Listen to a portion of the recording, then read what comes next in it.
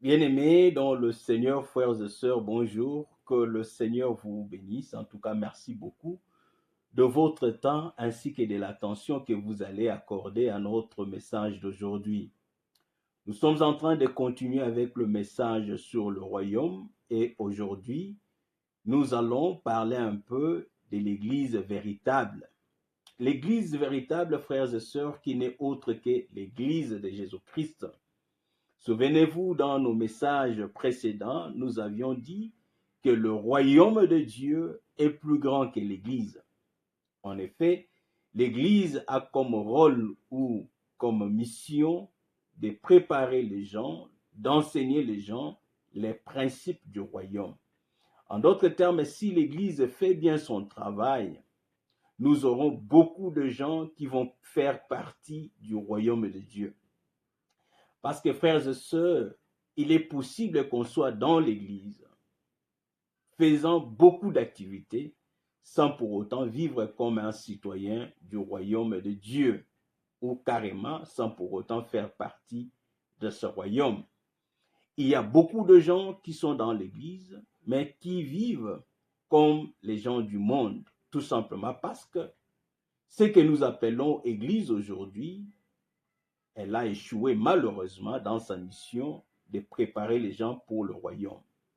L'Église est préoccupée à faire beaucoup de choses et à prêcher d'autres messages qui sont, comme nous les disons toujours, taillés sur mesure, parce que le but, c'est de manipuler les gens, de conditionner les gens, de rendre les gens comme des esclaves consentants. Mais ici, nous aimerions parler de l'Église véritable qui est l'Église de Jésus-Christ. Cette Église, elle est différente des dénominations. Les dénominations divisent le peuple de Dieu. Et les dénominations ne sont à trouver nulle part dans les Saintes Écritures. Tout simplement parce que ce sont des inventions humaines. Au nom de la religion et au nom des dénominations, les gens se divisent. Les gens ne se parlent pas. Les gens se querellent. Les gens se font du mal. Tout simplement parce que ce sont des inventions humaines qui séparent, qui divisent. Et leur objectif, c'est toujours pour manipuler le peuple de Dieu, les rendre, comme je le disais tantôt, comme des esclaves consentants.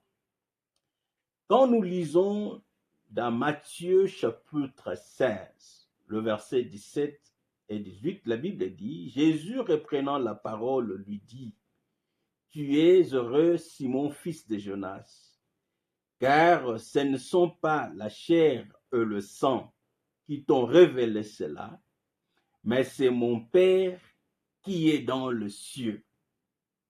Et moi, je te dis que tu es Pierre, et que sur cette pierre, je bâtirai mon église, et que les portes de ce jour de mort ne prévaudront point contre elle. Bien-aimés dans le Seigneur, ce sont là les paroles de Jésus-Christ quand il a posé la question à ses disciples de savoir ce que les gens pensaient de lui, ce que les gens disaient de lui. Ils ont donné plusieurs réponses selon ce que les gens pensaient de Jésus-Christ. Et enfin, Jésus-Christ leur pose la même question. Qui les disciples pensaient qu'il était? Pierre, prenant la parole, il dit qu'il est le Messie, le Fils de Dieu vivant. Et Jésus-Christ va répliquer pour dire, toi, Simon, fils de Jonas, tu es heureux. Pourquoi? Parce que ce ne sont pas la chair et le sang, c'est-à-dire que ça n'émane pas de la pensée de l'homme, de la volonté de l'homme, mais c'est une révélation du Père. Ce que tu as dit, cette révélation-là, c'est ce qui fera la fondation de mon Église. Jésus-Christ a utilisé l'adjectif possessif pour nous signifier, frères et sœurs, que l'Église lui appartient. L'Église n'appartient pas à ton pasteur, à ton bishop, à ton prophète, Mais l'Église véritable est une propriété de Jésus-Christ. Voilà pourquoi si nous admettons que l'Église appartient à Jésus-Christ, nous allons prêcher ce que Jésus-Christ a recommandé. Dans la vidéo précédente, nous avions dit que Jésus-Christ, quand il envoya ses disciples pour aller prêcher, il avait déterminé le message que les disciples devraient prêcher. Il dit, quand vous allez, dites ceci, que le royaume est proche. Dans une des vidéos précédentes, nous avions vu dans la vision de la montagne de transfiguration comment Dieu le Père avait signifié aux disciples qui avaient accompagné Jésus-Christ à la montagne que celui-ci est mon fils bien-aimé en qui j'ai mis toute mon affection, et Dieu dit, écoutez-les. Si nous voulons faire partie de l'Église de Jésus-Christ, nous devons écouter Jésus. Et quand nous consultons les Saintes Écritures, quand nous examinons les Saintes Écritures, cherchant à écouter Jésus-Christ, nous entendons Jésus-Christ dire, quand vous allez prêcher que le royaume de Dieu est proche. En d'autres termes, préparez les gens pour qu'ils vivent comme les citoyens du royaume, qu'ils vivent selon le principe, les règles, les lois que Dieu a établies. Voilà comment nous pouvons résumer le message du royaume que l'Église est censée prêcher. Bien-aimés dans le Seigneur, si vous désirez le royaume, vous devez aussi faire un bon choix par rapport à l'Église. Et comment connaître l'Église véritable? Ce n'est pas d'abord par rapport aux dons que les gens nous présentent, les dons de la prophétie qui secouent le monde aujourd'hui par exemple, ou les dons de miracles, ou je ne sais pas moi n'importe quel don, les parler en langue. Mais pour connaître ou reconnaître l'Église véritable, c'est par rapport au message. Parce que le message, c'est la chose la plus importante qui prépare les enfants de Dieu à vivre comme les citoyens du royaume. L'Église de Jésus-Christ, l'Église véritable, a un message. C'est ce que nous disons toujours, le message du royaume. Mais ce message du royaume est décrit comme tout message qui prépare les gens à vivre de manière à plaire à Dieu. Et c'est ce que nous appelons la saine doctrine. Paul dit quelque part que je n'ai pas honte de l'évangile, car c'est une puissance de Dieu pour le salut de quiconque croit. L'évangile, la parole de Dieu, le message de l'Église, c'est une puissance que Dieu a libérée qui vient pour l'objectif du salut. Et le message du salut, c'est le message qui sanctifie l'épouse, qui purifie les enfants de Dieu pour qu'ils puissent vivre comme des saints dans le royaume. Donc tout message qui est focalisé sur la manière de vivre qui plaît à Dieu, c'est ça le message du royaume. L'Église ne doit pas inventer des messages. C'est vrai, nous aimons des paroles plaisantes. Nous aimons des paroles qui séduisent. Nous aimons des paroles qui font du bien à l'oreille. Mais bien-aimés dans le Seigneur, si nous valorisons notre salut et que nous voulons réellement être enfants de Dieu, nous devons beaucoup plus nous focaliser ou nous attacher au message qu'on prêche. Évitons des sensations inutiles. Évitons des mouvements qui ne font que susciter des émotions, mais qui, au finish, ne nous approchent pas de Dieu notre Père. Jésus-Christ, quand il a fini sa mission sur la terre, la Bible dit, il est monté dans les lieux plus hauts et il a fait des dons des hommes à l'Église. Je suis dans Ephésiens chapitre 4. Nous commençons la lecture à partir du verset 11. Il est écrit ceci. Et il a donné les uns comme apôtres, les autres comme prophètes, les autres comme évangélistes, les autres comme pasteurs et docteurs. Maintenant, on donne la raison pour laquelle Jésus-Christ a établi ces gens dans l'Église. Il dit, le verset 12, pour le perfectionnement de saints, en vue de l'œuvre du ministère et de l'édification du corps de Christ. C'est quoi le corps de Christ? C'est l'Église dont nous sommes en train de parler. Et Jésus-Christ, il a établi les uns comme apôtres, les autres comme prophètes, les autres comme évangélistes, les autres comme pasteurs et enseignants.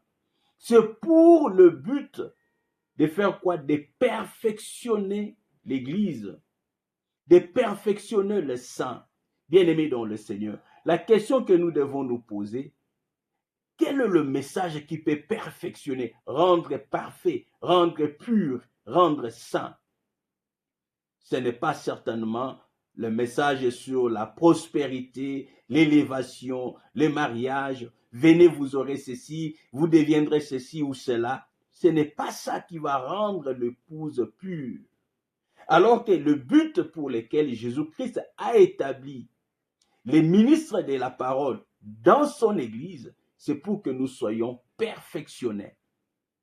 Et le message qui peut nous perfectionner, c'est le message du royaume qui se résume par tous les enseignements qui nous montrent comment vivre de manière à plaire à Dieu, pour rendre gloire à notre Seigneur. Le verset 13, la Bible dit, ce travail doit être fait, le verset 13, jusqu'à ce que nous soyons tous parvenus à l'unité de la foi et de la connaissance du Fils de Dieu, à l'état d'homme fait, à la mesure de la stature parfaite de Christ. C'est-à-dire que les ministres de la parole dans l'Église véritable, ils restent focalisés dans ce message de perfectionnement de l'épouse jusqu'à ce que l'épouse va refléter l'image parfaite de Jésus-Christ. En d'autres termes, jusqu'à ce que nous allons devenir comme Jésus-Christ. Dans notre façon de faire, notre façon de parler, notre façon de vivre, partout où nous sommes, nous devons refléter l'image de Jésus-Christ. Mais pourquoi ce message est important? Pourquoi nous devons être préparés jusqu'à ce que nous devenions comme Christ? Le verset 14, bien-aimé dans le Seigneur, dit ceci, afin que nous ne soyons plus des enfants, flottants et emportés à tout vent de doctrine, par la tromperie des hommes, par leur ruse, dans le moyen de la séduction. Et ça, c'est très important.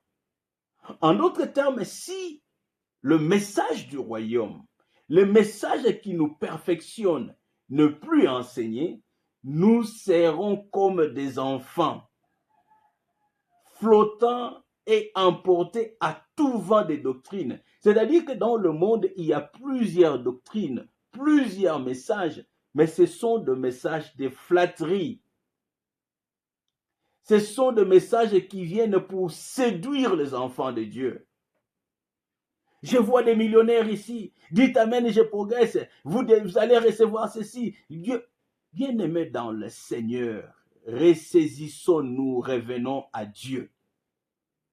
Ce genre de messages, ce sont des messages de flatterie, de manipulation qui viennent dans un seul objectif, de conditionner nos esprits et de nous préparer à être victimisés, à être exploités. L'Église véritable de Jésus-Christ est là pour perfectionner l'épouse. En d'autres termes, c'est pour nous préparer à l'enlèvement. Nous devons être préparés par la parole. Et la parole, c'est quoi? La parole véritable, ce n'est pas les philosophies humaines. Ce ne sont pas les idées brillantes de certains pasteurs. Ce ne sont pas des paroles qui font du bien à l'oreille. Mais c'est la parole de Dieu lue et comprise dans leur contexte ou dans son contexte. Revenons, frères et sœurs, à Dieu. Nous devons comprendre l'Église véritable si nous désirons le royaume. Le royaume, c'est ce qui fait de nous des enfants de Dieu. Nous devons apprendre les principes qui régissent ou encore les règles, les lois qui régissent le royaume de Dieu. La Bible nous dit, nous sommes dans le monde, mais nous ne sommes pas de ce monde.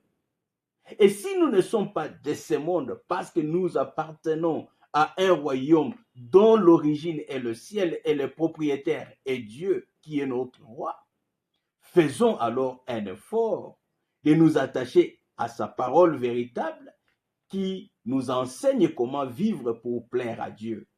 Ce sont les émotions et les sentiments dans l'Église. Bien-aimés dans le Seigneur, ce que nous sommes en train de dire, c'est important pour que nous ayons une vraie Église. Notre attachement ne doit pas être aux individus.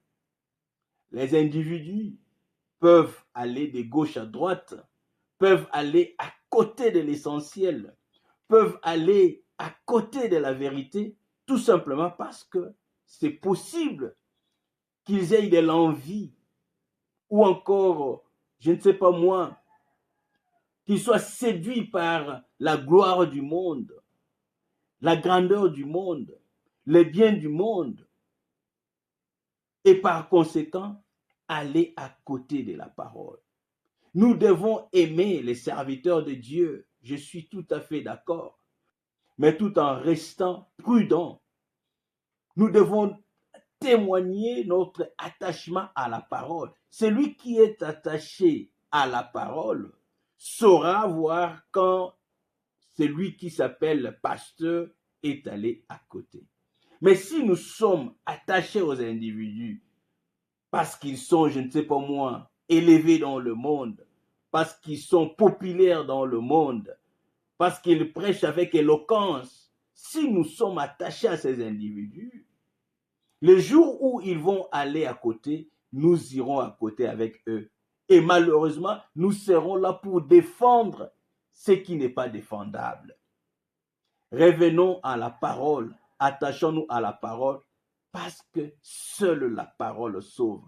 Moi qui prêche, moi le pasteur, je ne peux pas te sauver. C'est la parole de Dieu qui sauve. Et le rôle, le but des serviteurs de Dieu, des gens qui sont véritablement établis par Jésus-Christ dans son Église, ils restent focus dans cet objectif de préparer l'épouse, de préparer les saints, de les perfectionner, jusqu'à ce que nous allons arriver à l'unité de la foi. Voyez pourquoi nous condamnons les dénominations, parce que les dénominations nous séparent, nous divisent. Mais l'Église véritable unit les enfants de Dieu, jusqu'à ce que nous allons arriver à l'unité de la foi, et la Bible dit, et à la connaissance du Fils de Dieu. C'est quoi connaître le Fils de Dieu? Ça fera l'objet de nos prochains messages. Et prochainement, nous allons voir maintenant l'activité principale dans le royaume de Dieu. Retenez pour aujourd'hui, frères et sœurs, l'Église joue un rôle très important, celui de nous préparer pour le royaume, de nous enseigner et de nous encadrer en tant que citoyens du royaume. Voilà pourquoi nous devons examiner le message que l'Église propage. Et le message véritable, c'est le message qui perfectionne. Ce n'est pas le message qui met le focus sur le bien du monde. Nous en avons besoin. Jésus-Christ l'a bien signifié dans Matthieu chapitre 6. Votre Père céleste sait que vous en avez besoin.